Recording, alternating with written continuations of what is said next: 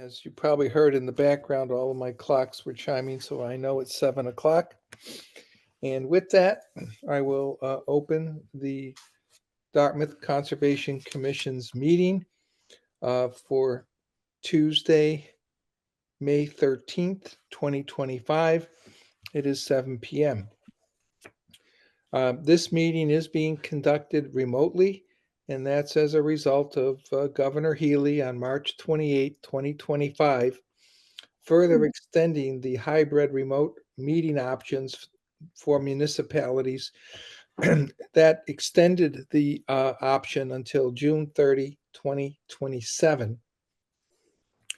Our meeting is accessible to the public, and it also has a raise your hand feature, so you can let us know when you want to be heard or make some gesture in front of your camera, appropriate gesture, and you will also be heard. This meeting was duly posted at Town Hall on our website, so it is being conducted in accordance with Commonwealth of Massachusetts laws in that respect, as well as the Town of Dartmouth bylaws. We'll move now to our administrative matters, and the first is the approval of the minutes of April 8, 2023. May I please have a motion? So moved. Second. We have a seconded motion on the floor. Roll call vote. Megan? Yes. Nat? Yes. Richard? Yes. James? Yes. Liz? Yes. My vote is yes. That motion passes unanimously. Our second administrative item is the approval of the field trip reports of April 22nd, 2025. May I have a motion to that effect? So moved. Second. We have a seconded motion on the floor. Roll call vote. Megan? Yes. Nat? Yes. Richard? Yes. James? Yes. Liz? Yes. My vote is yes. That motion passes unanimously. Our third administrative item is to receive the minutes for the April 22nd, 2025 meeting. May I have a motion to that effect? So moved. Second. We have a seconded motion on the floor. Roll call vote. Liz? Yes. James? Yes. Richard? Yes. Nat? Yes. Megan? Yes. My vote is yes. That motion passes unanimously. Excuse me. We're moving on to the field trip report. We have one. It's a request for determination of applicability. It's RDA 25-4. It's from Bishop Stang High School. To reconstruct the existing tennis courts within the same tennis court footprint. It is within the 100-foot buffer zone to a bordering vegetated wetland. The applicable regs are 310 CMR 10.02, 10.55, and section 360-2 of the town bylaw. The land is described as map 169, lot 250. It's otherwise known as 500 Slocum Road. Mark, what is staff's recommendation on this request? Staff's recommendation is to issue a -3 per the plan dated April 7th, 2025. Just a little background. I met with the Stang folks out there, and Mr. Riccio, who is on the Zoom meeting tonight. And we discussed the project, and it's, again, within the existing footprint. It's a tennis court that needs reconstruction and repair. There is a wetland to the northeast of the tennis court. And I had requested of the folks at Stang to leave a unmaintained vegetated strip, which is depicted on SP1, one of the plans that was forwarded to you, as a bit of stormwater protection, pollution attenuation, and the like. They agreed. It is on the plan, and therefore we are recommending the -3 as per the April 7th plan. Thank you, Mark. Does any commissioner have any questions? Seeing none, I'll entertain a motion to issue a -3 determination in accordance with the plans submitted or dated, April 7, 2025. So moved. Second. Okay, we have a seconded motion on the floor. Roll call vote. Megan, Yes. Liz, Yes. James, Yes. Nat, Yes. Richard. Yes. My vote is yes. That motion passes unanimously. Thank you all. We move now to our public hearings. And the first public hearing is a continued public hearing, DEP file 15-2763, NOI 24-53. It's on the notice of intent from Carl M. Furman for the proposed demolition of a single-family residence and soil absorption system and the reconstruction of a new single-family residence soil absorption system, utilities and site work on a barrier beach, coastal dune, both within land subject to coastal storm flowage and within the 100-foot buffer zone to a salt marsh. The regulations here are 310 CMR, 10.02, 10.04, 10.27, 10.28, 10.29, 10.32, and Section 360-2 of the town bylaw. The land is described as map 87 lot 20. It's otherwise known as 13 Smith Avenue. I'll entertain a motion to waive the reading. Moved. Second. I have a seconded motion on the floor. Roll call vote. Megan, Yes. Nat, Yes. Richard, Yes. James, Yes. Liz. Yes. My vote is yes. That motion passes unanimously. Mark, I know you thought this one might be continued. Do we have a request from applicants? Yes, I received and forwarded to the commissioners an email request to continue yet again to May 27th. This due to the fact that they failed to make the May 7th Board of Health hearing. Board of Health has yet to approve the variance or the system that they're proposing within the resource area, the modified primary frontal coastal dune. And therefore they've requested a 2-week continuance to 5/27. Having received that, I also included in my email to you that the next Board of Health meeting is going to be on June 2nd, which will follow the requested date that they want to continue. So my staff's recommendation is to continue this to June 10th because the next Board of Health meeting that is available to this applicant is June 2nd. So that's the request. A little additional background. As some of you may know, I've had concerns about this project from day one. I requested a review from Coastal Zone Management because my concerns were related to coastal geology and coastal processes, which I know a lot about, but I do not consider myself expert in that science. They were happy to review it. They have some concerns. I had indicated to the commissioner members that CZM wanted to do a site visit either this week, Thursday, or next week, 3 of the 5 days. And what turned out was 3 members of this commission, Mike, Nat, and James, I think it is, right? Said that they could make this Thursday, so we have scheduled that. Unfortunately, we can't have any additional members come out because 4 members would represent a quorum. The meeting would have to be posted. We don't have enough time to post it legally. We need to post 5 days in advance. So the meeting is going forward on the 15th, this Thursday at 11 a.m. And we will hear what CZM has to say based on their on-the-ground observations out there.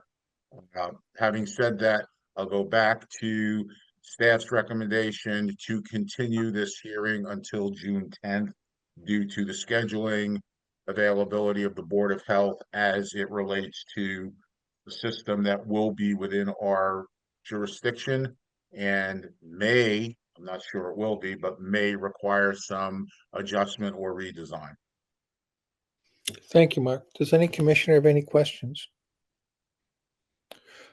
Is there anyone in the audience that wants to be heard on this particular application?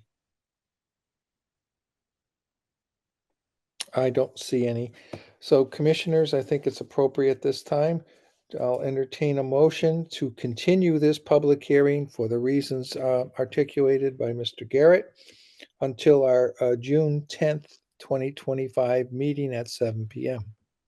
So moved. Second. We have a seconded motion on the floor. Roll call vote. Megan, Yes. Liz, Yes. James, Yes. Richard, Yes. Nat. Yes. My vote is yes. That motion passes unanimously. We're now moving to our second public hearing, and that is a public hearing on DEP file 15-2783 NOI 25-17. It's on the notice of intent from Stephen and Kajal Vicinelli. I can't pronounce it. I'm sorry. Vicinelli, Fasinelli to build a Yes. 100, thank you, I appreciate the help there, a 145-foot long fixed dock on an existing single-family lot with associated gangway and float components within land under the ocean, rocky intertidal shore, salt marsh, land containing shellfish, and land subject to coastal storm flowage. The applicable regulations are 310 CMR 10.02, 10.04, 10.25, 10.31, 10.32, 10.34, and section 360-2B of the town bylaw. The land is described as map 35, lot 23-2. It's otherwise known as 173 Gulf Road. Entertain a motion to waive the reading. Moved. Second. We have a seconded motion on the floor. Roll call vote. Megan, Yes. Nat, Yes. Richard, Yes. James, Yes. Liz. Yes. My vote is yes. That motion passes unanimously. And we do see a request was made by the applicant to continue until our July 8th, 2025. So that's not June, but July 8th, 2025 public hearing to allow for further biological investigations.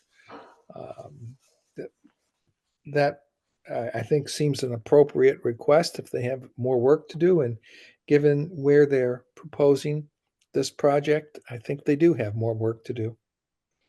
So entertain a motion to continue this public hearing as requested by the applicant until July 8th, 2025 at 7 p.m. So moved. Second. Second. We have a seconded motion on the floor. Roll call vote. Megan, Yes.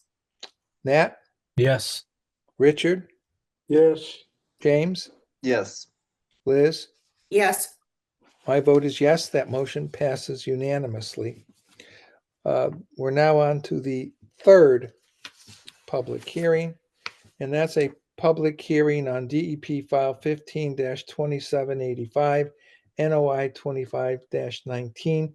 That's the notice of intent from Christy Arujo to construct a single-family home and driveway with grading within the 100-foot buffer zone to a bordering vegetated wetland and to address a portion of an unauthorized paving of Bergeron Lane that was conducted by other parties than the applicant. It's on the applicant's land, and the applicable regulations are 310 CMR 10.02, 10.55, and section 360-2B of town bylaw. The land is described as map 65, lot 37, otherwise known as 1146 Old Fall River Road. I'll entertain a motion to waive the reading. So moved. Second. We have a second motion on the floor. Roll call vote. Megan, Yes. Nat, Yes. Richard, Yes. James, Yes. Liz. Yes. My vote is yes. That motion passes unanimously. Is there somebody here this evening to speak on behalf of the applicant? Yes, Chairman, Sean Leach, Northeast Engineers for Christy Arujo and Christopher Keys, who are building a single-family dwelling on this lot.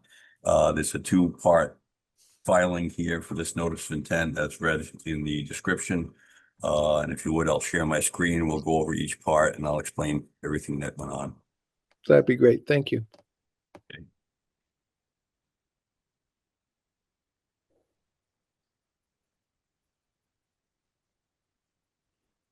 Let me know when you can see the screen.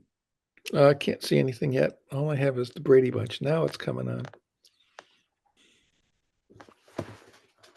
See it. Okay. All right. So this is the overall lot. This lot was cut out as an A&R plan some time ago. This lot extended out to All Fulver Road, which is out here. And the lot that was cut out is the frontage on Bergeron Lane. This portion of the plan right here depicts the Bergeron Lane is a private road, ancient way status coming off of Old Fall River Road. It's about 600 feet from the beginning where it comes on to the applicant's lot. Some time ago, someone paved it, not the applicant, paved this. It was a gravel road. They paved it without any authorization. Our client's here to at least correct the portion on their particular property, and hopefully in satisfaction with the commission. As this was paved, and there's an accepted wetlands, this wetlands line has been accepted. We did some cross sections at the request of Mr. Garrett, showing that the road pitches away from the wetlands over here onto this side of the road. So we did not feel that there was any adverse impact to the wetlands by the road itself, and the actual contributing factor to the watershed is very minimal.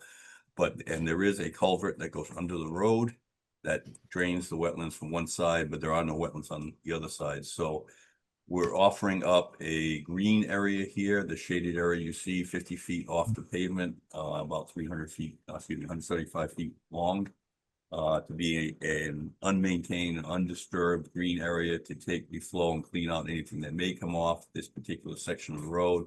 If you look at the cross sections with the wetlands being on the left-hand side, it's all pitched towards and away from the wetlands. So we felt this was a good solution without causing any more disturbance to an already disturbed by the pavement area.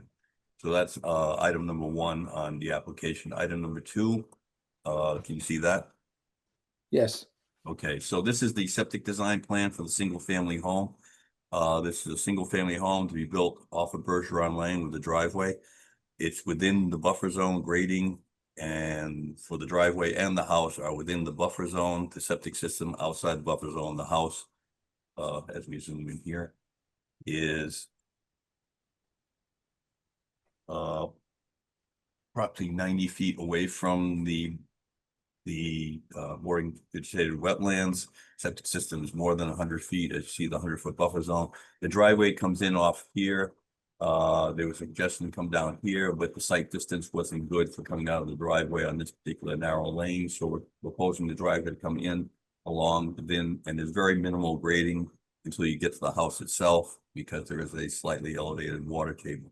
So we're proposing to put this house and the appurtenances inside the 100-foot buffer as part of the application, as well as an after the fact filing for the paved driveway with the culvert with a green area being on the right-hand side as shown on the previous plan.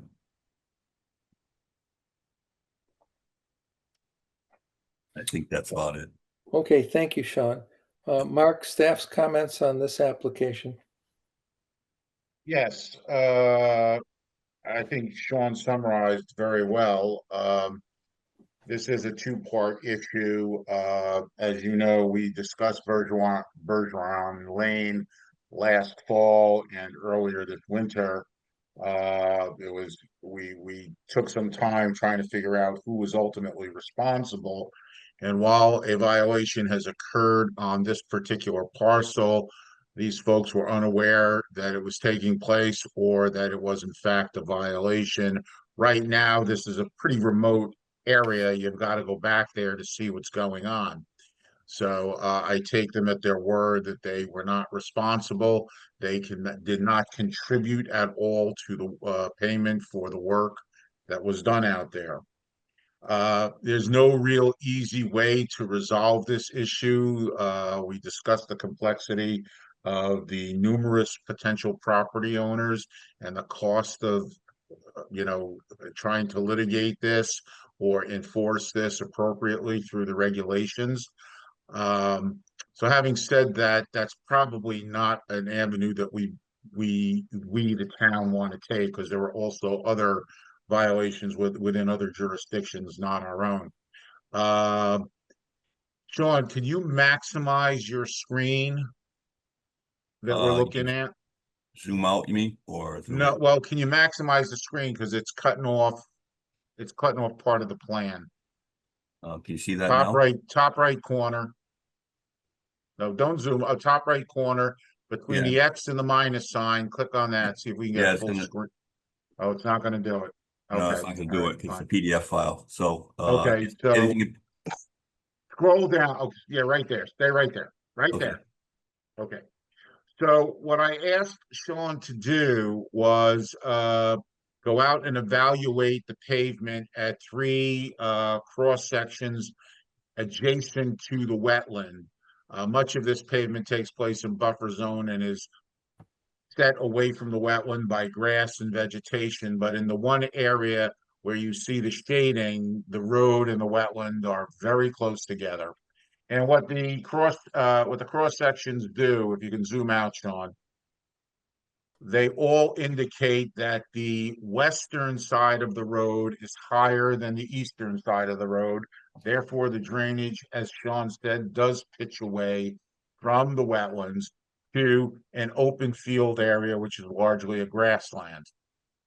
We don't know exactly where the drainage ultimately goes.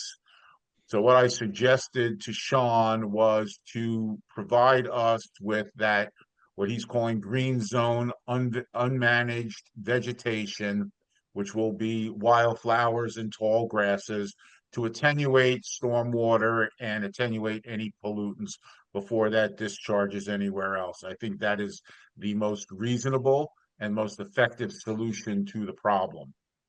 So that really kind of addresses, in large part, the concerns that staff had early on about the Bergeron Road or Bergeron Lane paving.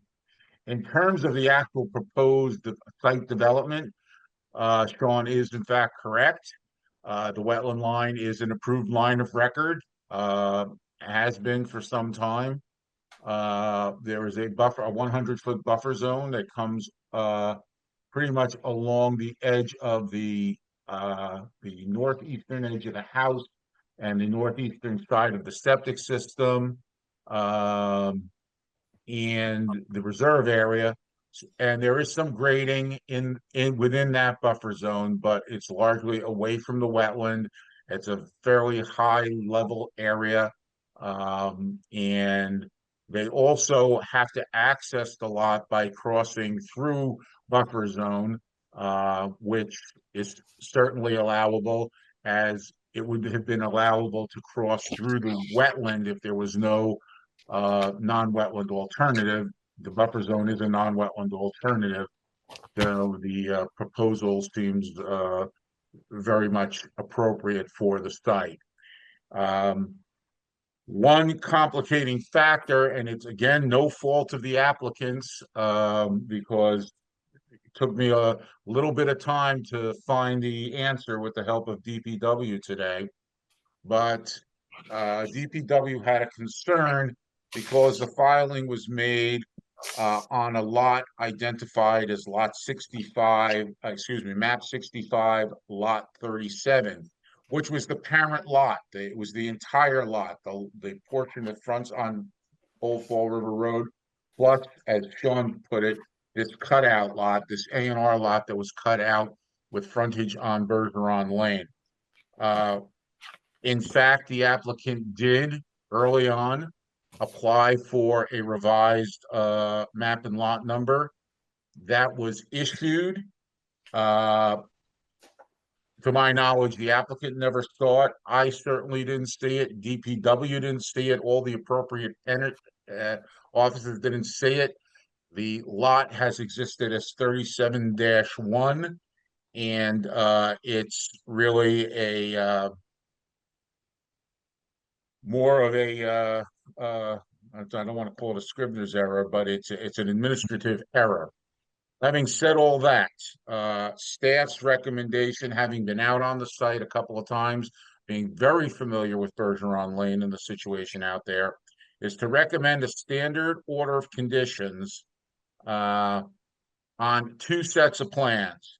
The first plan is the plan which I forwarded you, or was forwarded to you in the package, which does not show the Grafton area.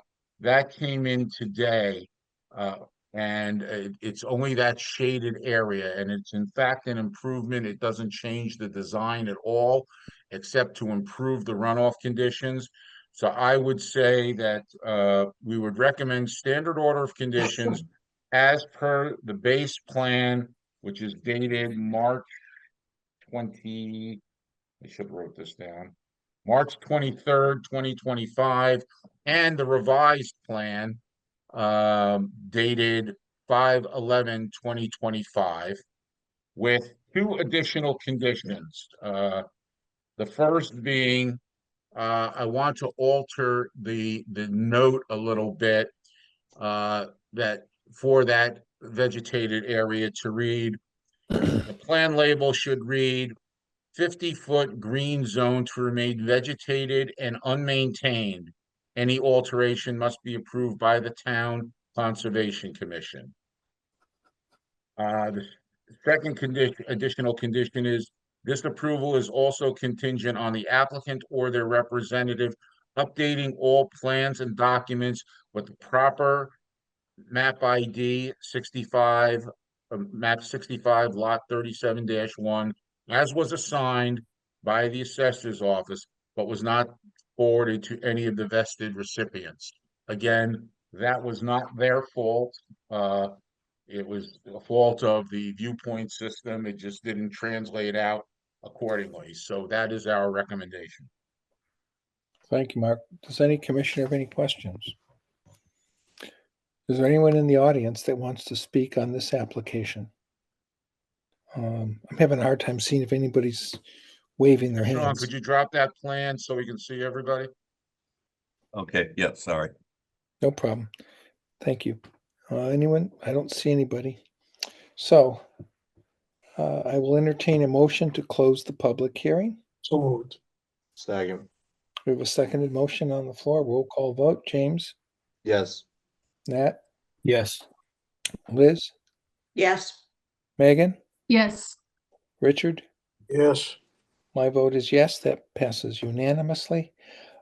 Commissioners, I'll entertain now a motion to issue a standard order of conditions on the base plan dated March 23rd, 2025, and the revised plan dated May 11, 2025, with the 2 conditions that were articulated by Mr. Garrett, the first involving the 50-foot green area, and the second being the applicant's obligation to update the plans to insert the proper designation of map 65, lot 37. I think I wrote it down, 37 37-1. Yeah. So they have a motion to that effect. So Second. moved. We have a second on the motion. Roll call vote. Megan, Yes. Nat, Yes. Richard, Yes. James, Yes. Liz. Yes. My vote is yes. That motion passes unanimously. We've now moved on to our 4th public hearing. And this is on DEP file 2748, AOOC 25-3.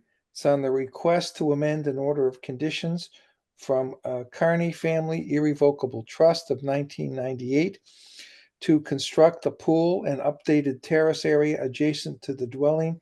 It's within land subject to coastal storm flowage.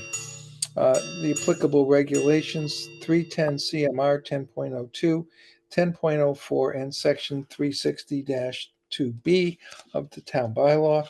It's on land described as map 113, lot 20-1. It's otherwise known as 2 Rockland Farm. May I have a motion to waive the reading, please. So moved. Second. We have a seconded motion on the floor. Roll call vote. Megan, Yes. Nat, Yes. Richard, Yes. James, Yes. Liz. Yes. My vote is yes. That motion passes unanimously. And is there someone here this evening to speak on behalf of the applicant? Yes, Chris Gilbert here from Farland Corp Engineering. Good evening, Chris. Is it all right if I share my screen? It sure is.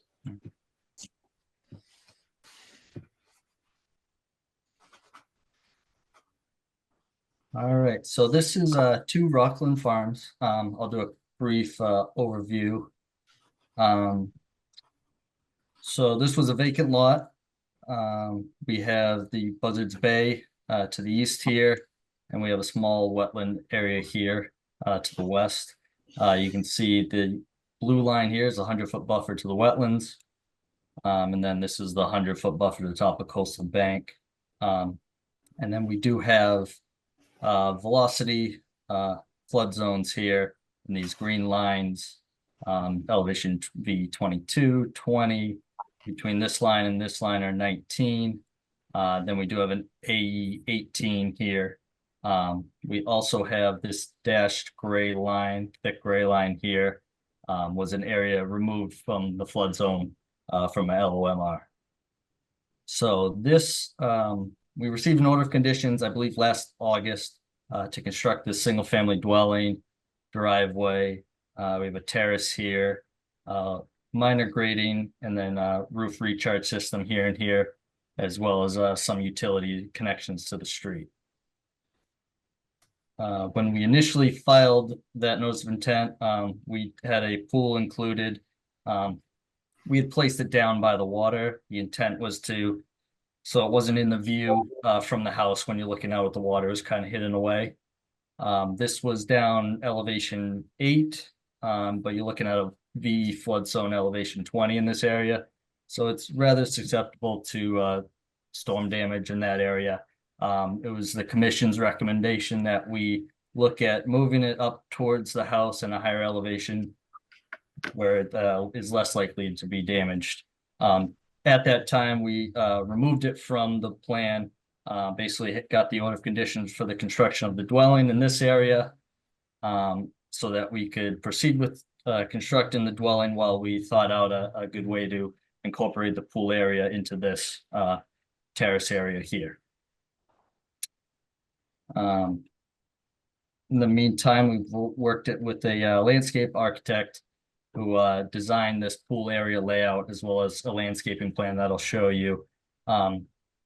So the original terrace was about 26.5 feet wide. We have reduced that terrace area to about 19 feet wide, so that the pool here is about 25.5 feet from the house. Then there's also a terrace around the pool area here. The end of the pool here, it's infinity pool. So this lower area here just is to catch the water that flows off of the pool. And then we do have the upper terrace elevation 21, then it steps down to elevation 19.5. This was done for 2 reasons. One, just the natural grade slopes down, so that helps us reduce retaining walls at the ends of the terrace here. It also, when you're looking out of the house, you don't see that pool right in front of you. It's down a little bit. We're proposing to expand this gradient out a little bit. This just helps, easier to walk down that hill. It's also is less likely to push storm water off the property. This is the landscape plan, so you can kind of see, get a better idea of the layout of the terrace area. We have a grill here, dining area, and steps down. You have your lounge chairs and a seating area here. We've incorporated screening plantings here, as well as each side of the pool. This helps screen the pool from the neighbors. It also serves to slow stormwater flow if it were to come up this high. And then the last plan I have is just an aerial, kind of giving you an idea of the layout and the adjacent properties. You have the dwelling here, upper terrace, pool here with the terrace around it. You can see, we have a house here on the adjacent lot, similar location to the coast there, and a pool. And then right here we have a pool surrounding patio. There's about a 3 to 4 foot wall that surrounds that pool there. So what we're proposing is not, it fits in with the surrounding properties. It's not something crazy that no one else has had approved. So we believe what we're proposing is approvable, but we'd be happy to hear the commission's comments on this. Thank you, Chris. Mark, I'd be interested in hearing staff's comments. Yeah, Chris, can you go back to the plan that shows the pool orientation? Sure. Yeah, that one's fine. Yeah, that's it. Could you blow it up just a little bit? Okay. So my first comment is that this is a vast improvement over the previous pool location that was eliminated from the plan that we issued the order on several months ago. Mhm. But I still have one question. We are dealing with a coastal floodplain with a velocity zone of I believe it was, what is it, 19 or 18? 19. Okay, which the pool sits in. And if this was an AE zone, I would not be so concerned, but this is a velocity zone. Mhm. And all we see on the news is tragedy of damage and destruction caused by storm waves. I didn't put that line out there, FEMA did. They calculated it. My question to both Chris and or the applicants themselves is, I have no problem with where the pool is located. My question is, why can't that pool be oriented or rotated 90 degrees in basically the same location, which would pull it further back, the down gradient edge, pull it further back from the floodplain. Yes, it will still be in it, but it would be lesser of an impact. I don't understand. I'm sure it has aesthetic reasons, but we're not here regulating aesthetics. We're here regulating practicality in nature and in the resource areas. And we are hearing all too often about coastal resiliency and things of that nature. And we are being given guidelines and recommendations to minimize impacts into the floodplain, especially the coastal floodplain. So that is my question. Why can't the pool be rotated 90 degrees? Basically, it's mostly designed because of the infinity edge on the short side of the pool. You turn it sideways, you probably won't end up with an infinity edge. And then if you rotate it 90 with the terrace, then probably on the water side of the pool, I mean, it's almost the same footprint. So you'd have to rotate it 90 and also reduce the patio area to really make much of a difference. It can be done, obviously, but it's not a huge difference without also minimizing the terrace footprint as well.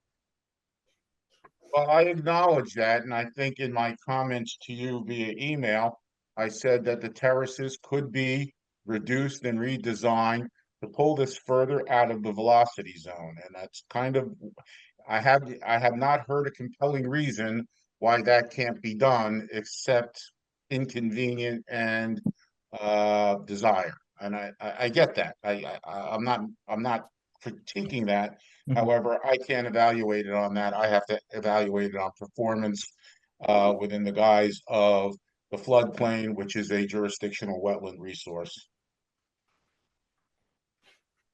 I Can I understand. make a comment as an applicant? Please state your name and address for the record, please.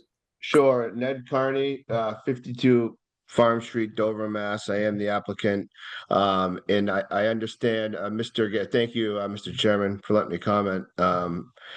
Mr. Garrett, I appreciate the question and concern.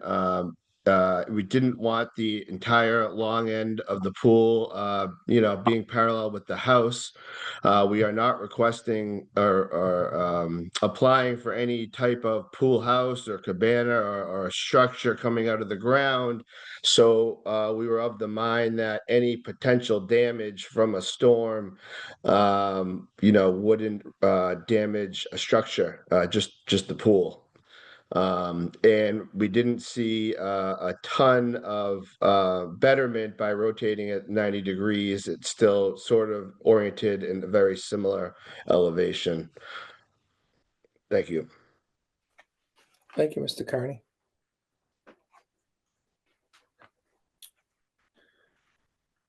How much would we pull this out if we had rotated it, Mark? Has somebody done that calculation?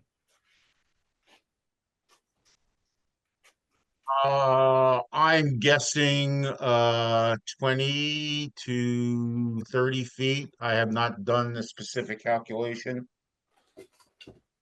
Okay. And that's with leaving the patio area the same, or is that with reducing the patio area? Well, that's why it's 20 to 30 feet. I didn't redesign the patio. Okay, so There's a all lot right. of there's a lot of patio and terrace out there. I don't know the necessity for that. Maybe there is. I don't see it. But I think that again, we deal in avoidance, minimization, and mitigation. I get they want a pool, so I'm giving them. It's an unavoidable want. Okay, I'm not questioning having the pool. Okay, then I go to the next step, minimization. I think there is a way to minimize the footprint within our jurisdiction, and minimizing that footprint, however you want to quantify it, will be an improvement in floodplain function. I don't think there's a way to mitigate it. I'm not asking for them to mitigate it. All I'm suggesting is that I think that changing the orientation and gaining 20 feet to 30 feet is a betterment for the project, and they can enjoy their pool and they can enjoy their terrace. I'm not telling them I'm not suggesting that we reject their desire to have that. I just think there's a better way of doing it. Okay, I mean, my question was to the point that the applicant's engineer raised, which is, well, if we rotated it and didn't reduce the patio, we really aren't making much of a change. You're saying there is a change of 20 feet, roughly, approximately. Mr. Chairman, in the context that I sent the email to the engineer several weeks back, I said, rotate the pool 90 degrees and reduce the terrace size. Okay, so I'm talking about the pool itself can stay the same size. I get that's the attraction. Okay, I don't know that you need that much terrace. We're talking about 21 feet by 37 feet. That's a lot of terrace on one side, and then it's 15 by 41 on the other side. And then you've got that lower area with a retaining wall that's another 17 feet. I mean, I think you could pull that back if you reduce, and the terrace near the house is the terrace near the house. I'm not just discussing changing that, but there's a lot of other terrace out there, which I don't think is necessary to the functionality and the enjoyment of the pool. That's my feeling, at the expense of floodplain. Okay, I guess I'm hearing all that, and I'm just trying to wrap my head around a simple thing. Okay, not as detailed as you described. When you said by rotating the pool, we're going to pull out of the floodplain approximately 20 feet. My question was, is that with the patio staying exactly as it is, or is that with some reduction in the patio? Because I'm With a trying to reduction in the, reconcile your comments with the engineer's comments. that's with the reduction in the patio. Pool rotation and reduction in patio size. All right, now I understand that. I just wanted to get clear because I wasn't quite clear on that. And if they don't reduce the patio, then just rotating the pool doesn't do much good. Then the engineer was correct. Oh, I think that rotating the pool does reduce the patio because you have a portion of the pool extending beyond the patio and you have an additional retaining wall out there.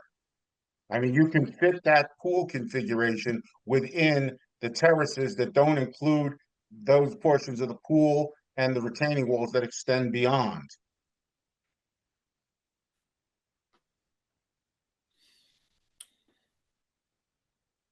Well, I'm not going to monopolize it. Is there any other, do you have a response to that? I think it was Chris, right? I would, I guess I'd maybe further explain or help. So basically you're rotating an 18 by 40 pool. You're essentially cutting the width of it or the length of it in half by rotating 90 degrees. So there's your 22 feet. You do need a little patio to walk around it. But essentially it'd be, you'd be reducing it, essentially the section that sticks out past the existing terrace. So that part of the pool that juts out, that's kind of the part that you lose. I would guess that's about maybe 18, 20 feet. But then you have the pool in here and pretty much around it is, maybe 6, 7 foot terrace, which isn't, maybe you slide it one way, you can get a little bit of usable space. I have a You're question. you're not considering that you have a big terrace off the back of the house already, which is already permitted. I mean, I can't, I don't spend time designing these things, okay? I think you have a very aggressive, and again, I go back, this is a much better proposal than the original pool proposal, okay? But I still think it's an aggressive one. I think you can have the pool, you can have an extensive amount of terrace space, and you can pull it. You say 18 feet, I say 20 feet, whatever. That's minimizing the footprint within the jurisdictional land subject to coastal storm flowage. We're not talking about floodplain here. We're talking about velocity zone. I get it, Mark, as well. It clicked into me as you and Chris were discussing this, so I understand that, and I think it is a fairly significant impact by reducing the impact by 18 or 20 feet. And I agree with you.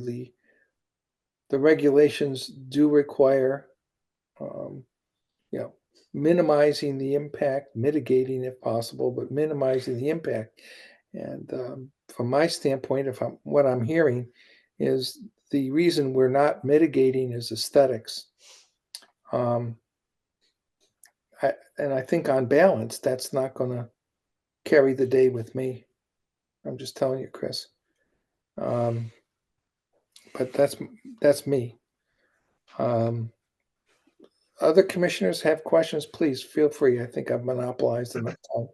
If you rotate this pool, I assume, or not assume, my question is, are you going to keep it infinity? And would the infinity be on the long side, on the 40-foot side at that point? Or would you just leave it as a standard pool? Again, if you don't have an answer, that's fine. I was just wondering personally.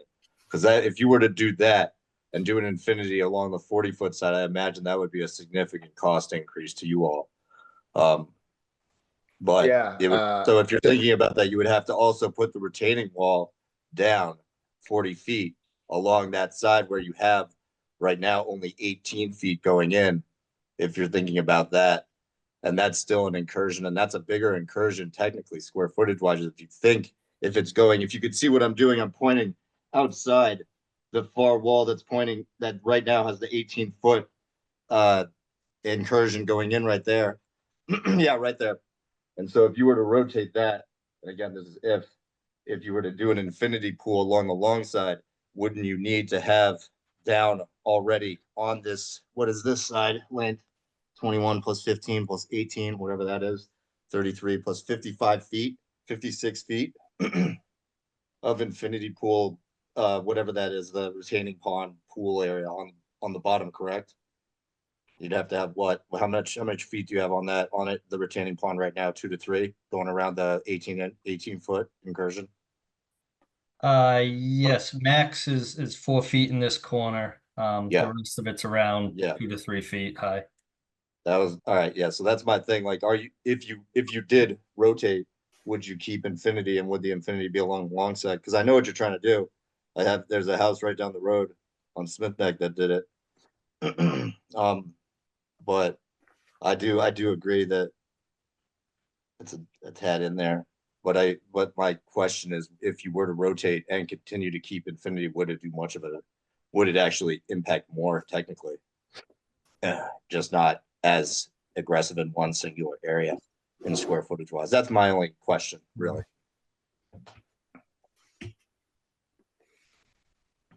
Ned, do you know if Yeah, as the applicant, I don't know the answer to that question, how we Okay. designed it out. If we were to Yeah. rotate it 90, whether to do it, it could, like you mentioned, trigger some other issues. One other comment, and I know we're planning for the future, not the past. The water historically has never come close to any of the homes or pools, which are significantly a lower elevation than these, to both sides of this house. Not within hundreds of feet during Bob or whatever the most major storms were in history. There's never been an event where water's come close.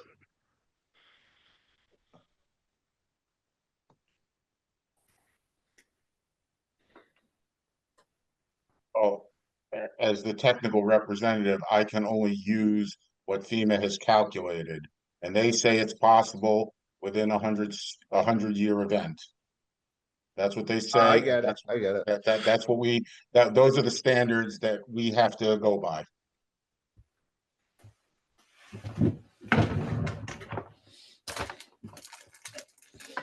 That was a good comment, Jim. Does anyone else, any other commissioner have any questions or comments? Does anyone in the audience want to speak on this particular application? I don't see anybody raising their hands. So, commissioners, we have a decision that if the applicant wants more time to try to reconfigure the pool by rotating it, we can certainly entertain that, or we can make a decision on the request. So we have those two choices available to us. As always, if we're going to make a decision tonight on the either granting or denying, we always will have the motion in a form of a positive. So I will not entertain a motion to deny. I'll entertain a motion to approve, and then the nay votes will carry the day if it's denied. Just to be clear, because I know sometimes people want us to vote to deny, and the appropriate and proper way to do it is to vote on the motion to approve and then either say yay or nay. But before we vote, may I ask one more question? And this is to you, Mark, Sure. actually, and Mr. Commissioner, to you as well. What, like, with this, what is in the zone? Is it that we would potentially have reason to deny for? Because I just want to completely understand that. I have no understanding of what you're asking me, Jim. So it's in a the not a floodplain, in the acceleration zone, like you said. And you're saying FEMA says that you can't do anything in here without approval from the local commission, correct? No, I'm not saying that at all. What I'm saying is that the entire pool and new terraces, everything below Yep. the terrace along the house, are within the zone, velocity zone 19 feet as designated by FEMA, which Okay. in fact is, for our purposes, we don't regulate FEMA, we regulate under land subject to coastal storm flowage, which is a jurisdictional coastal resource. All right. Okay, now while there are limited performance standards in that resource, we Mhm. still have jurisdiction to evaluate design. And what I'm saying is, I understand they can't avoid the velocity zone. I'm not asking Mhm. them to avoid it. What Yeah. I'm suggesting is, okay, I understand what you want to do, and I understand where you want to do it. Okay, I think that what they have here can be reduced in size, and part of that reduction could include rotating the pool 90 degrees. I'm not the designer here. Mhm. Okay, No, I get they it. are the That's- designers. I mean, I can't. I'm not here scaling out. I don't know how You- many square feet, what is Yep, what. you've All I answered my know is question. I got you. it's big and it can be Mhm. minimized, and we function under avoidance, minimization, mitigation. Those are the Gotcha. three overarching parameters that we use anytime we're dealing with jurisdictional wetlands. My Gotcha. recommendation to the commission, and if the applicant is willing, I mean, they can say we don't want to do this, but I would recommend that the applicant can ask for a continuance until the next meeting and give them time. They've heard the comments. I think I've been pretty straightforward about how I feel relative to the technical aspects of this. They go back and they try to do a redesign and see if they can give us a better design and a more approvable design. That's what I would suggest.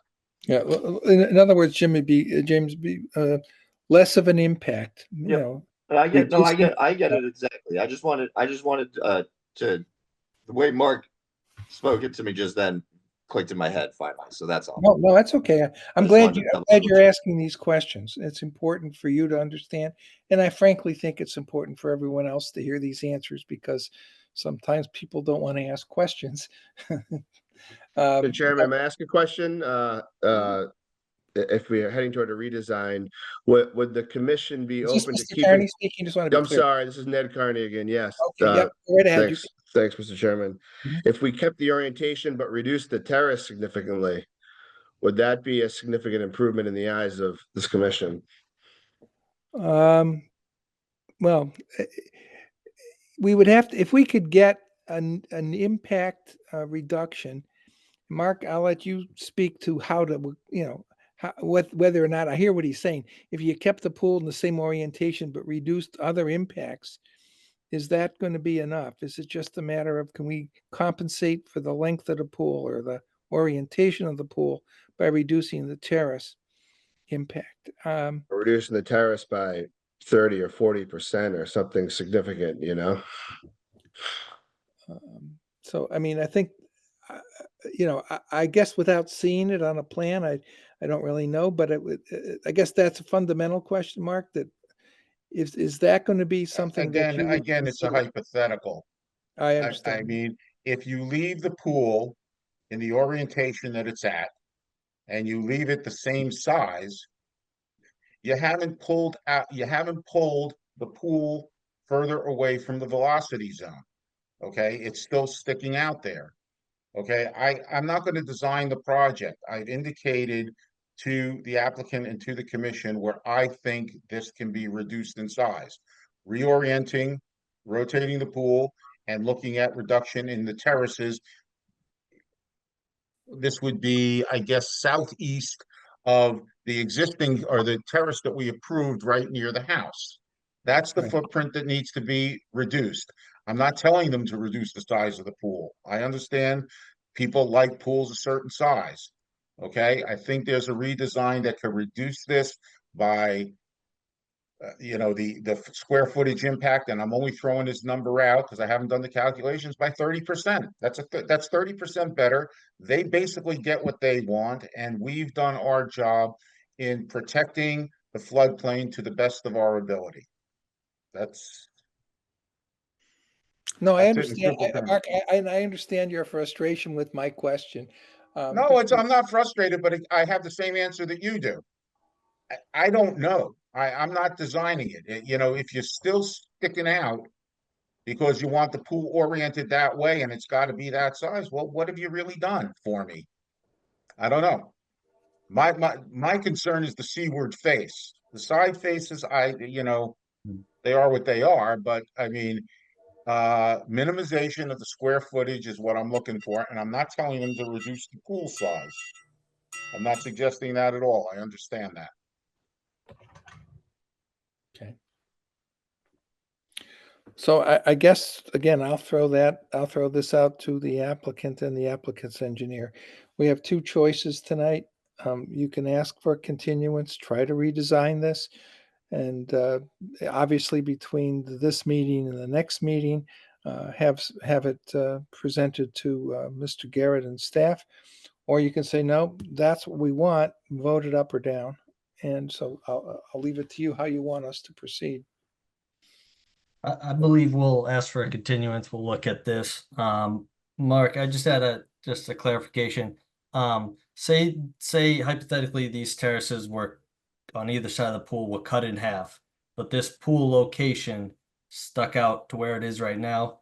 Is that as much of a concern, the proximity into the velocity zone, as much as the overall size of the terrace? Hypothetically, yes. Okay. But show me something, show me some sketches, give me a couple of alternatives. We can look at that. I mean, Okay. you know, and go from there. You know, if you want to come in the office next week with some sketches, that's fine. Well, we can talk about it. I can't design the pool. I'm not going to, okay? I want the square footage minimized to the best and most practical way possible. That's what I want. It's not what I want, that's what I'm recommending. Okay, Mhm. it's ultimately not my choice. Okay, we'll come back. Thank you. Do you Okay, want to so- come back at our next meeting? Let me tell you when it is. It's May 27th. That should be fine. Preferred to, if that's okay with, yeah, Chris and Mr. Garrett. Yeah, I mean, well, we have a request commissioners for the continuation of this public hearing. And it seems like Tuesday, May 27, 2025 at 7 p.m. would be an appropriate time, giving applicant and applicant's engineers 2 weeks to draw some sketches up, meet with Mr. Garrett. He's offered to meet with them at the conservation office and come up with hopefully an amendment to the plan that will minimize the impact in the velocity zone and would be approvable by the commissioner. So I'll entertain a motion to continue this public hearing until Tuesday, May 27, 2025 at 7 p.m. So moved. Second. We have a seconded motion on the floor. We'll have a roll call vote. Megan, Yes. Nat, Yes. Richard, Yes. James, Yes. Liz. Yes. My vote is yes. That motion passes unanimously. And thank you for your patience and me trying to figure out something that I just couldn't get my head around until all at once the light bulb moment went off. But it took me a while. Sorry about that. Thank you. Thank you. Our fifth public hearing is a public hearing on DEP file 15-2786, NOI 25-18.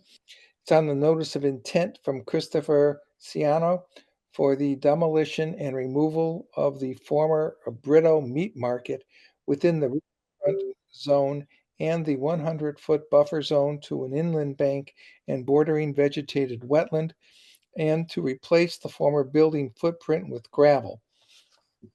The regulations are 310 CMR 10.02, 10.54, 10.55, and section 360-2B of the bylaw, town bylaw. It's on land described as map 45, lot 38. It's otherwise known as 189 Chase Road. I'll entertain a motion to waive the reading. So moved. Second. A seconded motion on the floor. Roll call vote. Liz, Yes. Nat, Yes. Richard, Yes. James, Yes. Megan. Yes. My vote is yes. That motion passes unanimously. Is there someone here this evening to speak on behalf of the applicant? Yes, Mr. Chairman, Chris Ciano, be doing the demolition at the property. Can hopefully address any questions you have. Okay. Mark, has staff reviewed I know you have. It's a rhetorical question. Staff has reviewed it. I'd like to hear staff's comments. Yeah, I think everybody knows the former Brito Meat Market. Building built a long time ago, probably before there were regulations. It abuts a perennial stream to the south. They want to, the site has been vacant for as long as I can remember. And it's just sitting there deteriorating, and they want to go in there and remove the existing structure. They do not have a proposal yet, but I'm sure there's a land use proposal somewhere down the line. But they should not, I mean, we shouldn't require them to keep a derelict building on site indefinitely. So the request is to demo the building. We have looked at how they're going to do it. They're going to collapse it into itself and remove the materials off site through the uplands and away from the perennial stream.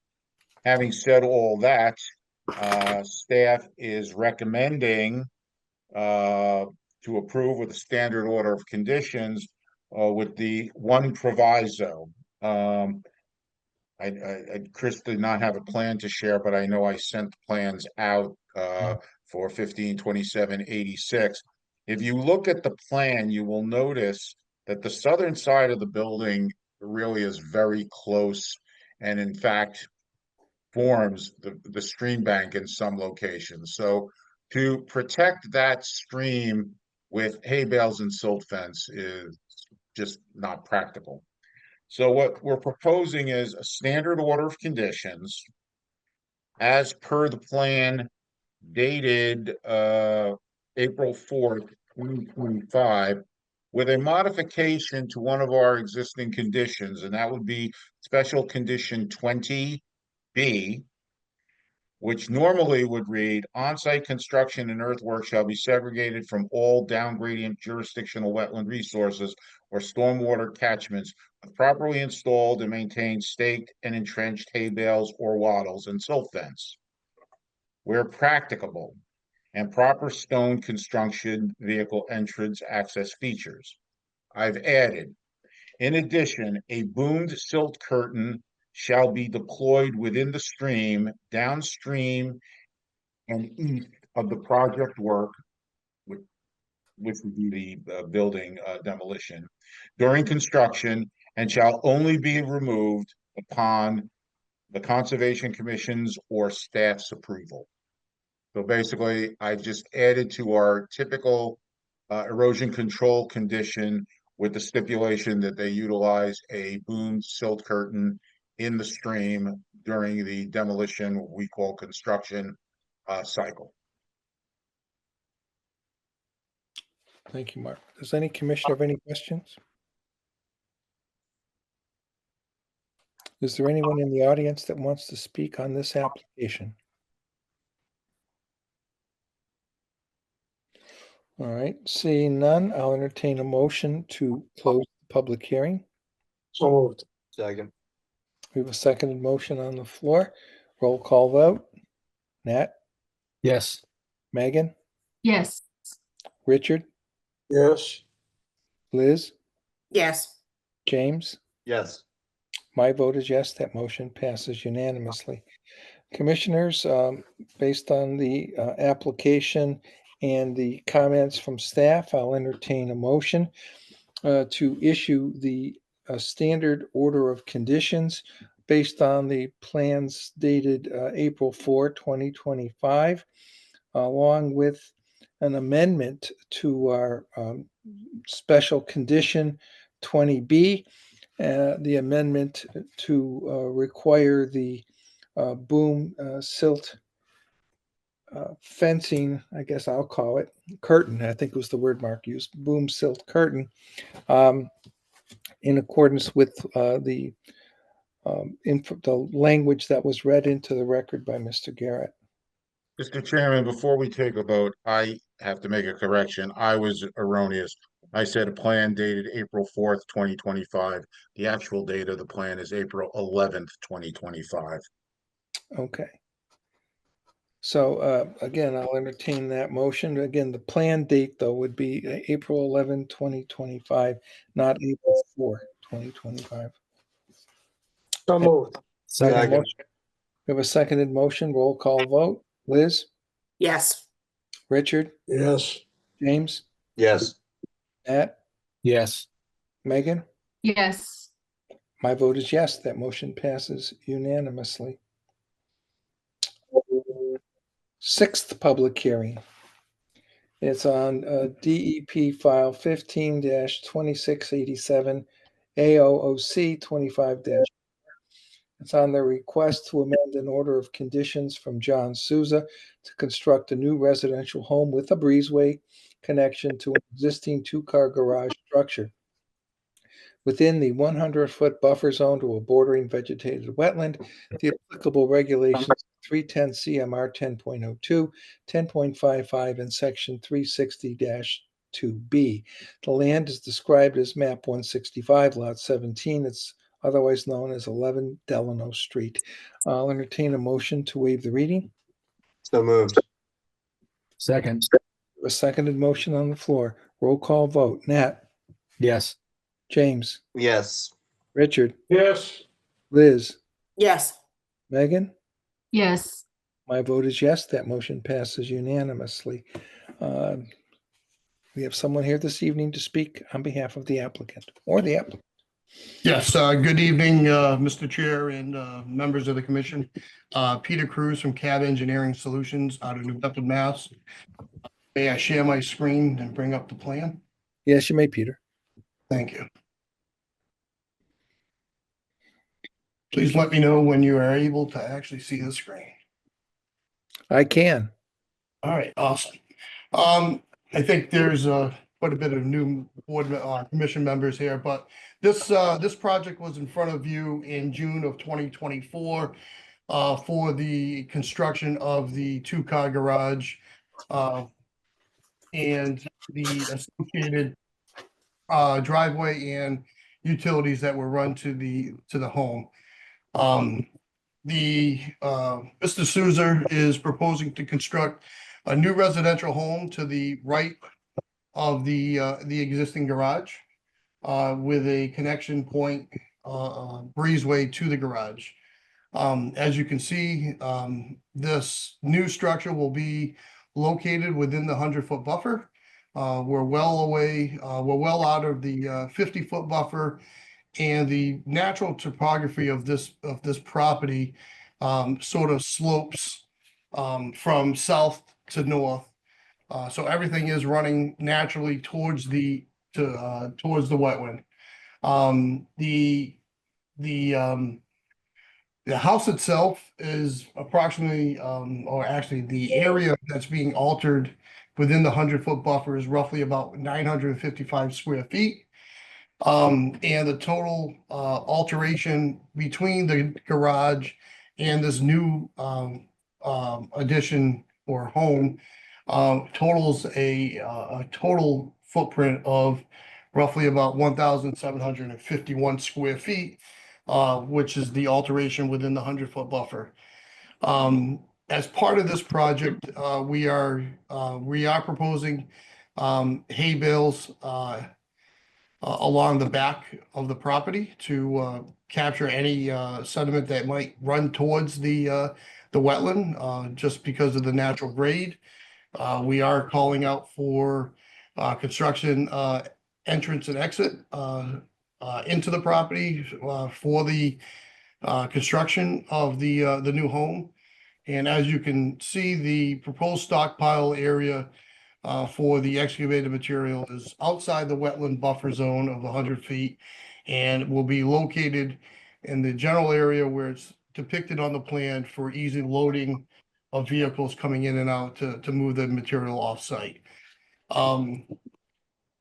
The project is located in a Aquaphone Zone 3 district, which is subject to a subsurface infiltration system to be constructed to capture the roof runoff.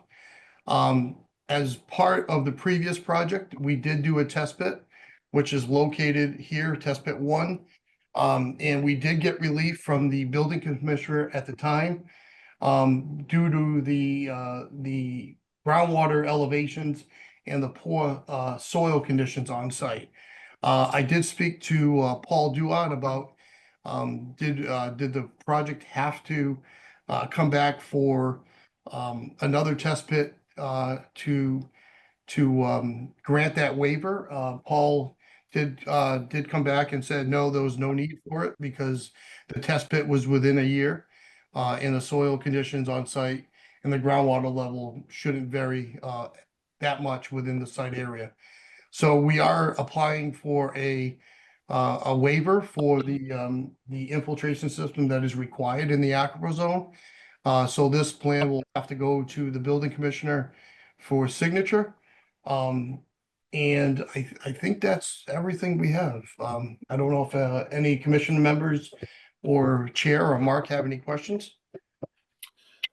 Peter, I'll reserve until I hear staff comments. So Mark, if you will, that would be very helpful. Yeah, this has been a very densely developed portion of town, just to the west side of Frost Road between State Road and Old Westport Road. The proposed structure, stockpile, and construction access are all located within lawn area and previously disturbed residential uses. There were old structures on this site that were demoed and replaced by the newer structure, the newer garage. So staff really has no issue with proposed development as we're looking at it on the plan. I would note, just for comment, Peter indicated hay bales to the rear. Our standard requirement is staked hay bales or wattles and silt fence. That is our standard ECD condition. That is special condition 20B, and we will adhere to that in terms of the the project, the order of conditions allowing the project to move forward. Having said all that, staff is prepared to recommend a standard order of conditions as per the plan dated April 14th, 2025, which is the plan that you are looking at on the screen right now. Okay, thank you, Mark. Does any commissioner have any questions, either of applicant or Mr. Garrett? I don't see any. Is there anyone in the audience that wants to speak on this application? I don't see anyone. So it would be appropriate at this time to entertain a motion to close the public hearing. Second. I have a seconded motion on the floor. We'll have a roll call vote. Megan, Yes. Nat, Yes. Richard, Yes. James, Yes. Liz. Yes. My vote is yes. That motion passes unanimously. We've heard now from the applicant, professional engineer, as well as our staff. And I will now entertain a motion to issue a standard order of conditions pursuant to the plan that was dated April 14, 2025, and is on file with this application. So moved. Second. We have a seconded motion on the floor. Roll call vote. Megan, Yes. Nat, Yes. Richard, Yes. James, Yes.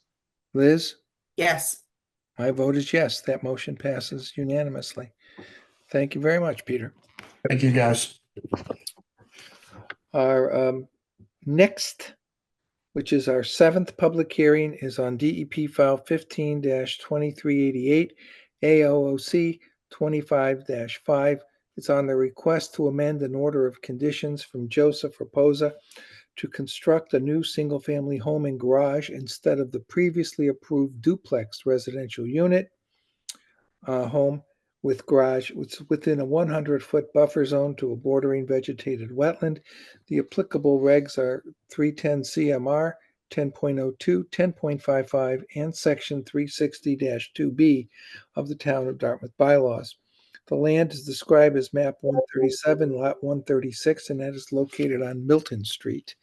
I'll entertain a motion to waive the reading. So move. Second. Second. We have seconded motion. Roll call vote. Liz, Yes. James, Yes. Richard, Yes. Nat, Yes. Megan, yes, and my vote is yes. That motion passes unanimously. And here this evening, on behalf of the applicant, is it you again, Peter? Or not? It is Peter. Yeah, he's muted though. Peter, you're muted. There you go. Sorry about that. I was ranting on here. Okay. Yep, thank you again for the record. Peter Cruz from Cab Engineering Solutions out of New Bedford, Mass. Here tonight to represent Joseph Reposer on the amended order of conditions for 8082 Milton Street. This was approved as a duplex. Back in 2017 was the original order of conditions that was approved, and then it was extended in November of 2023. Since then, the change of ownership from the previous owner to Joe occurred. And the proposed plan in front of you now is a less aggressive plan than the duplex, which is the single family dwelling. The original plan did I don't know if you guys can see it, but the original footprint of the duplex home sits right in here. I had it We don't have shaded. anything up on the screen, but we did have all of Oh. the plans shared by Hold email. on. Sorry about that. No problem. All right, so let's do that. All right. Sorry about that. So the original footprint of the duplex home is the red square that I have shown on the screen. The original plan would have generated roughly 8,850 square feet of impervious area, which consisted of the duplex, the walkways, and the driveways that were needed for the actual duplex home. As part of this project, Mr. Reposa wanted to sort of do something that would fit in with the neighborhood, and is now switching gears after buying the project, and is looking to do a single family home, which is more in line with the neighborhood on Milton Street. The proposed single family home actually is a lot less aggressive. We do pull it away from the floodplain, giving ourselves about 10 feet from the corner of the home versus where the floodplain before the corner of the duplex was inches away from the floodplain. By switching the alternative to a single family home versus the duplex, we do reduce the impervious area by over 28%. And pull it away from the floodplain. What we're looking for today is hopefully an approval to move forward with the single family home the way it's shown on the plans, with the associated driveway and walkways and utility work that's associated with the single family home. And I did receive some comments from DPW this afternoon, roughly around 2 o'clock. Some of the comments that we did receive, I think there needs to be some clarification on the address, because the property card at the assessor's office is 8082. I did sit with them for quite some time to sort of try to explain to them that this home is actually going to be 82, but at this time they could not change it without going through the proper paperwork with the town. I believe Mr. Duarte also had a couple of comments on labeling material type for the utilities. As the utilities have been put in, they're stubbed into the property, so there won't be any work out onto the public way of Milton Street. And I believe he also suggested that we add a survey stamp for the drawing. So there were some minor comments that we're willing to make those changes. And hopefully get an approval. If not tonight, next meeting would also work for us. Well, thank you, Peter. Mark, staff's comments again would be very much appreciated. Yeah, we did approve a duplex on this site. The footprint of that is in red as you're looking at the screen. This is a reduction in land development going from a duplex to a single family residence. Staff was pretty satisfied with what was being proposed under this amendment. We had prepared a standard order of conditions, but again, no fault of Peter's. We got caught up in a viewpoint snafu in which DPW did not get their comments into us, and it wasn't their fault either. It was the way we were alerted on this until today. And they are minor in nature, but they are labeling, and they are, we're trying, as we've said many times, to get a singular plan of record together with the most updated information possible. Paul had several comments. Peter saw them, responded that they were certainly doable. There is some issue out here with many properties, not just this one, as to what the actual addresses are. These were large tracts of land that had previous land use. These were auto scrap yards and things of that nature that have since been cleaned up. So the addresses are a little bit tough to nail down, and there is, a paperwork procedure, as Peter said, to get the accuracy down. So, in discussing this with Peter, I this afternoon, I suggested present the case, and if it's all the same to him, and I think he just mentioned it, they would be comfortable in continuing so that he could update the plans and get us the most up-to-date plan of record that we could make a decision on, and then I could, short of a drastic change in the design, which I don't think would happen, I would be able to, recommend the standard order of conditions as per a specific revised plan date. Mark, that makes good sense. I think it's a better way of doing it rather than trying to condition all of these things for. So with that being said, does any commissioner have any questions? Is there anyone in the audience this evening that wants to be heard on this application? Okay, I haven't seen any, so I think it is appropriate that we entertain a motion to continue this public hearing until our next meeting, which will be Tuesday, May 27, 2025 at 7 p.m. Oh. Second. We have a seconded motion on the floor. Roll call vote. Megan? Yes. Nat? Yes. Richard? Yes. James? We'll skip James for the moment. Liz? Yes. Okay, there he was. Liz? Yes. And my vote is yes, that passes unanimously. Thank you, Peter. Have a good Yeah. evening. Thank you, you too. That takes us to our 8th public hearing, which is on DEP file 15-2787. That's NOI 25-20. It's on the notice of intent from Stephen Baptista, DBA Cornell Management Corporation, to replace 2 existing 24-inch diameter metal culverts with 2 new metal culverts under a portion of Hidden Bay Drive. It's within land under a waterway and the 100-foot buffer zone to a bordering vegetated wetland. The applicable regs are 310 CMR 10.02, 10.55, 10.56, and section 360-2B of the Town of Dartmouth bylaws.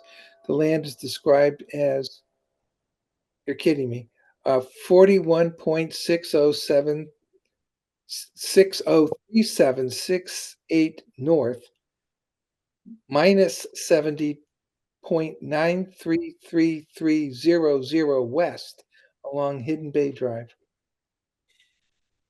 I entertain a motion to waive the reading. Move. Second.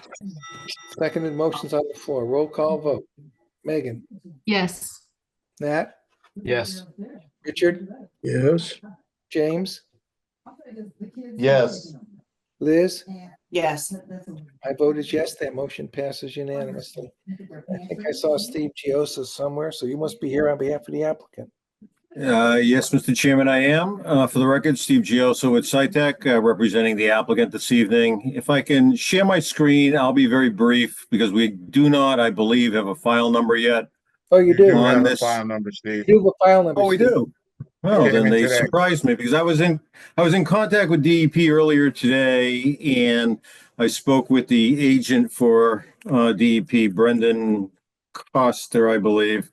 And we had a discussion about what the project was. But in this case, we have existing culverts on the Hidden Bay Drive.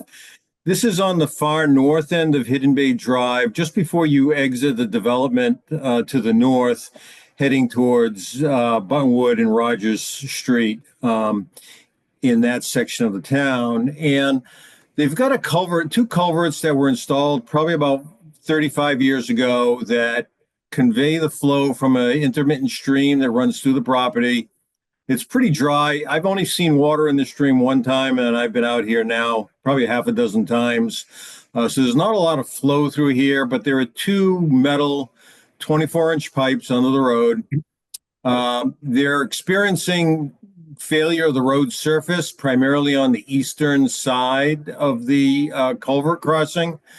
And they feel that at this point, it makes sense to replace the culverts, put in new pipe bedding, new coverage over the pipe, restabilize the area instead of having an ongoing concern about a collapse of the road surface. So this project is a repair project for a culvert crossing. My discussions with DEP centered around the DEP guidance documents, standards for stream crossings.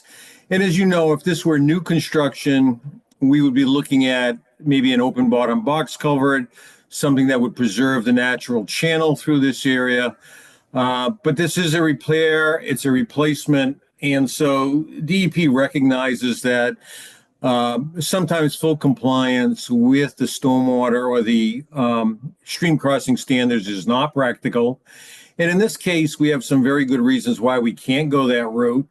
The reason they typically want the open bottom box, get a little more sunlight, vertical separation. There are width to height limitations that they outline in those types of crossings. We have a very tight cover situation over these pipes.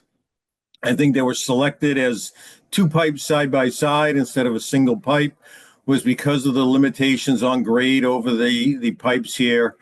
We have less than 18 inches of cover over those existing pipes. And I even discussed this with Paul Duart over at DPW. The DPW would prefer us to put concrete pipes in place here.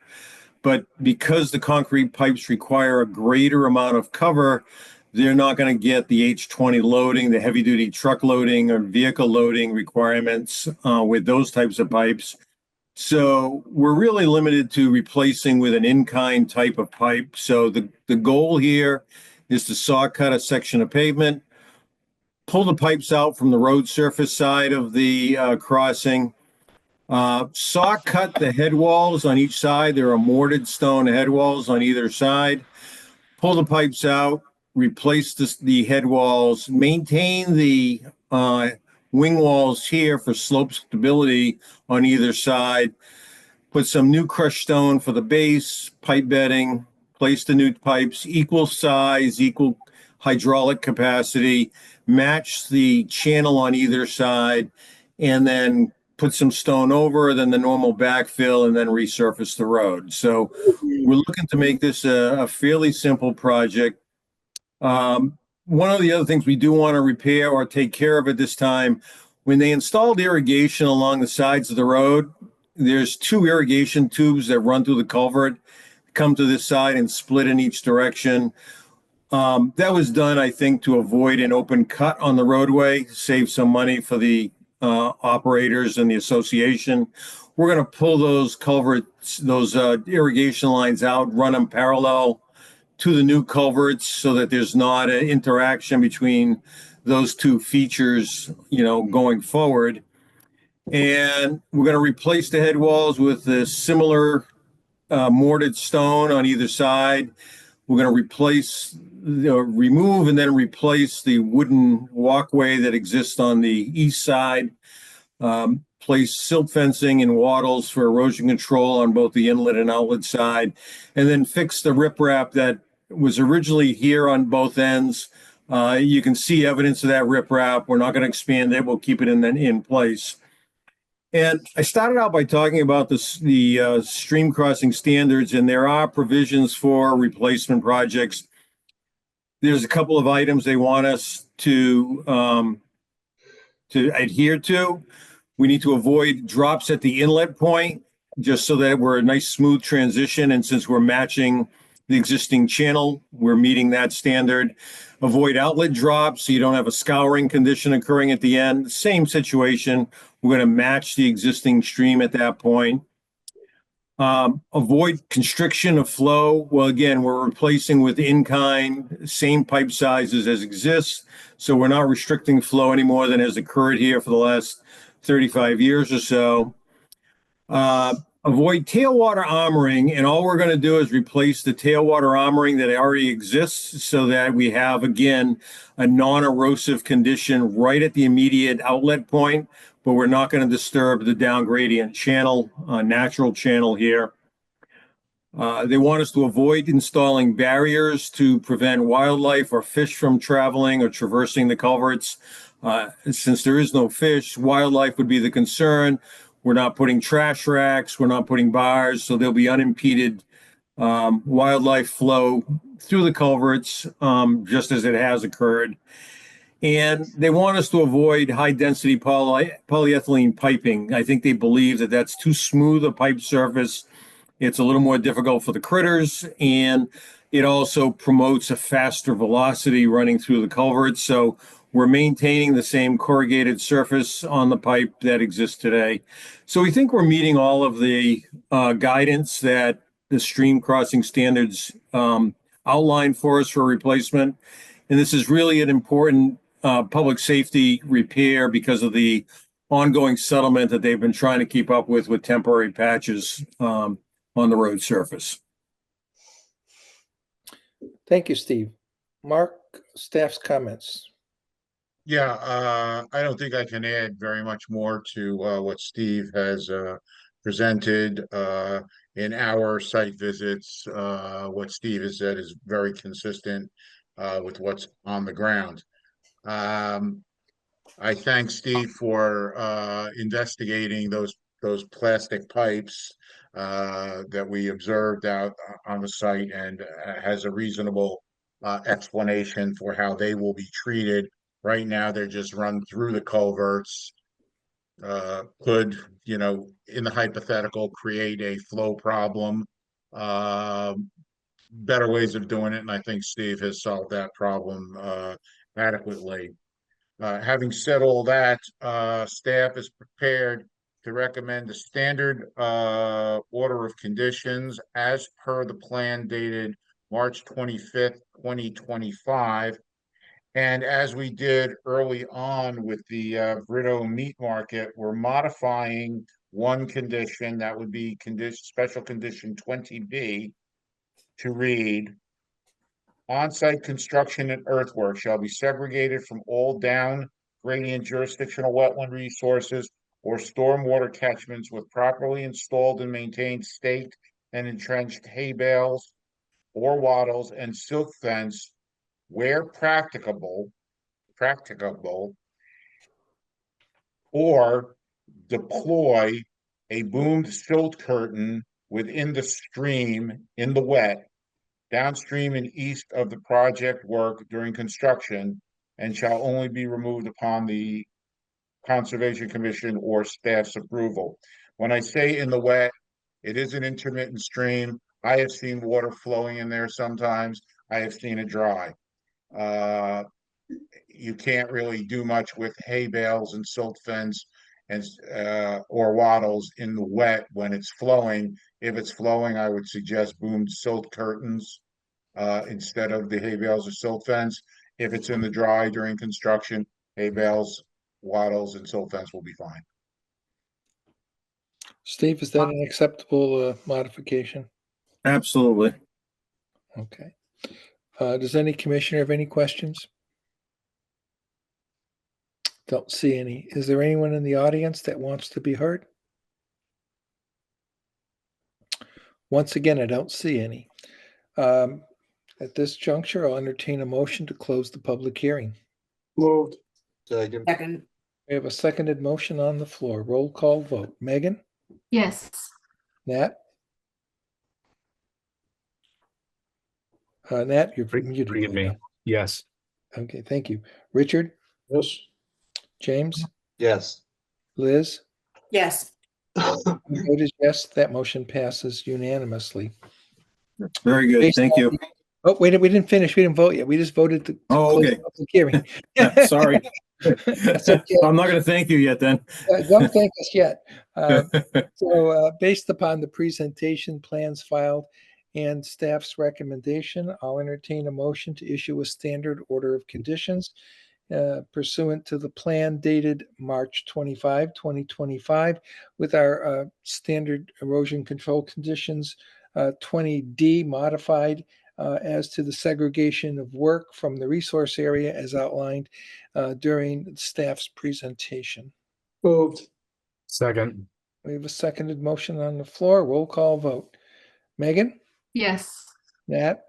Yes. Richard? Yes. James? Yes. Liz? Yes. My vote is yes. That motion passes unanimously. Now you can thank us. Now I can thank you. Okay, thank you very much. Good night now. Steve, Right. Steve, before you run, Yes, the file number is 15-2787. very good. Thank you. Okay, Good night. Good night. good night. Now, I see we have Attorney Cruz in the audience, and we do have an executive session that was scheduled to be heard after our public hearings. So I will, at this juncture, we'll skip the items for discussion until after the conclusion of executive session, and I would entertain a motion to enter executive session pursuant to Massachusetts General Laws, Chapter 30A, Section 21. Moved. Second. Okay, we have a seconded motion. We'll do a roll call vote. Megan? Yes. Nat? Yes. Richard? Yes. James? Yes. Liz? Yes. My vote is yes. That motion passes unanimously. We are now in executive session. So we're back into the public meeting, and I guess the item for discussion is the filing fee adjustments. And Mark had sent around an email with penciled in all of the filing fees that I guess the adjusted amount that they recommend, that staff recommends in typewritten was the current filing fees. There was an increase, but I think a reasonable increase and a justifiable increase on each of the filing fees. I thought the proposed numbers looked appropriate. It wasn't a huge increase, but it was an appropriate one.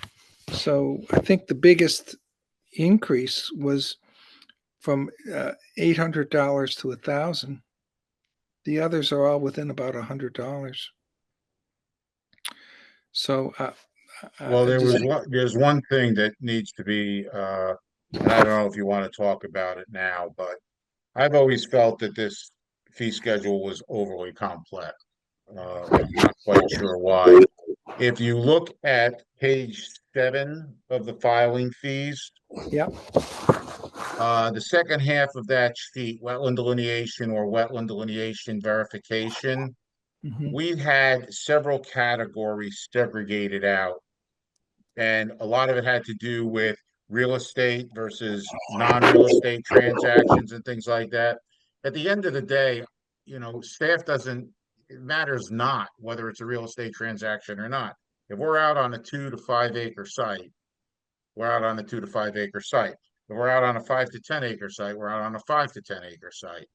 Divvying them out the way we did it just seemed ridiculous to me. So what I'm thinking is we just combine the 2 up to 2 acres, the 2 to 5 acres, and the 2 5 to 10 acres, and come up with a singular fee.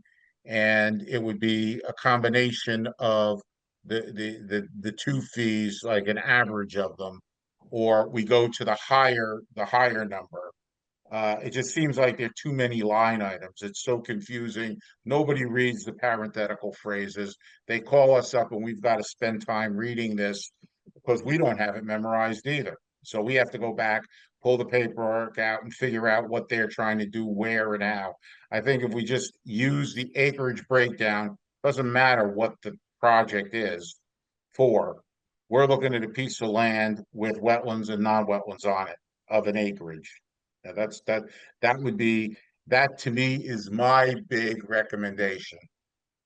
I think that Aside makes from- good sense because this is complex. And It's overly complex. I mean, and it's repetitive. And yeah, it makes, absolutely.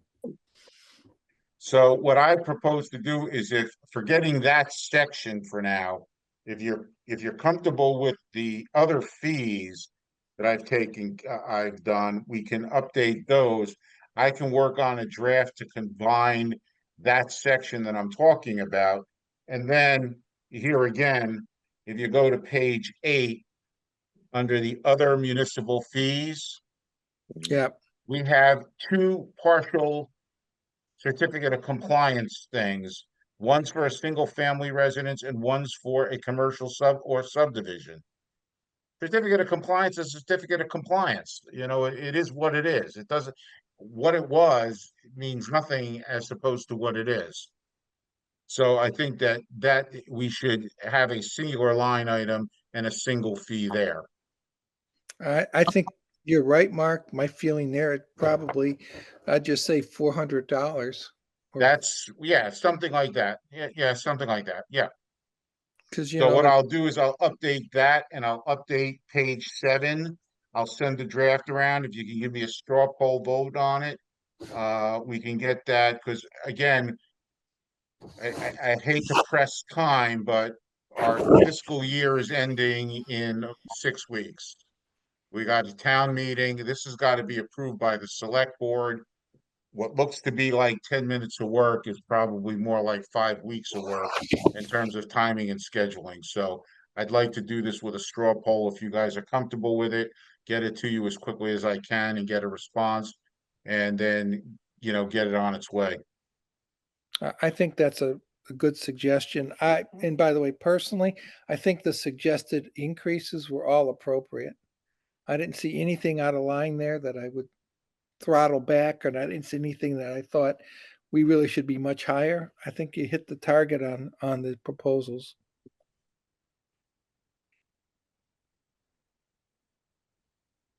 Any comments? From everyone's sleeping now, I know. I can't- don't have any comments. I did think on page 8, like, we're looking at the acreage sizes. I thought, like, you know, we'd do 2 to 5 and 5 to 10, 10 to 20, and then it's basically between 20 and 100. But I didn't know, Mark, if like, should we do 20 and 50 and 50 and 100, or is that just, does that You know, at some points it doesn't really matter. I would include that. I didn't make a note of that, but I also need to include that maybe at you know, combining. Well, actually, those are all single. No, I didn't include those, but they're single line items. Yeah. No, I mean, you know, 20 to 100, 50 to 100 doesn't matter. Okay. Doesn't really matter. Okay. My only concern, Nat, in regards to that as well is, for the 20 to 100, we have 2,500 and $500 jump, and then for above 100, we have a $1,500 jump. But again, that's above 100. So I don't know if we could make that. Forget it. I mean, you know, that was my only concern, is just a $1,500 jump on basically. So basically, you're doing Would you feel more comfortable if that was 4,000? No, I don't want 4,000 because I want to make a point. You know what I mean? And it's money that needs to be taken in because it's money that's coming out of the town's coffer. But you know, the only thing is $1,500 jump from when you do and what $200, $500. You know, maybe just a what $1,000 sort of thing. That was my only thing. Again, my thing was a tiered process, and you have the tiered process to a T. So that's really all I got. That was my biggest thing, is I just wanted to see a tiered process. So I'll reevaluate that one number and see if I can adjust it. again, I'm the new guy and low guy on the totem pole. So, but Your comments are just as valid as anyone else's. I mean, to follow on what James said, that is probably one of the larger percentage increases. The others are all pretty consistent from a percentage standpoint, it seemed like. Whereas that one for over 100 acres is a bit higher, but I don't think it's a big issue either. Yeah, maybe do 100 acres and then, you know, applicable as above sort of thing. You know what I mean? Like 1 to 150, whatever. You guys know what I'm saying. You guys are better at this than me. So. You know, we can also do something I've seen in other towns, Mark, which is you have, let's say, you go, here's our price for 1 to 5 acres. Then here's the price for, you know, over 5 acres to 10 acres or 20 acres, whatever you want to say. And then after that, it's so much per acre on the project. So you're not you're keeping the categories down. You only have a few categories, the ones that are most likely to occur. And then after that, it's on a per acre above that number. And New Bedford does that all the time. That's how they do it. So your filing fees are based upon the number of square feet above the minimum, which they got 2 categories of. And then after that, you just have to do your arithmetic and add to it. That way, I think you're proportionately always correct on your increases. Okay, I'll put a note down and I'll send you a revised form. Okay. Sounds good. I don't have anything more for the good of the order here, so unless anyone else does, I'll entertain a motion to adjourn. So moved. Seconded motion, roll call vote. Megan? Yes. Nat? Yes. Richard? Yes. James? Yes. Liz? Yes. My vote is yes. Meeting adjourned. Thank you. Very helpful. Okay. Good night, Bye-bye. everybody. Good night. Thank you.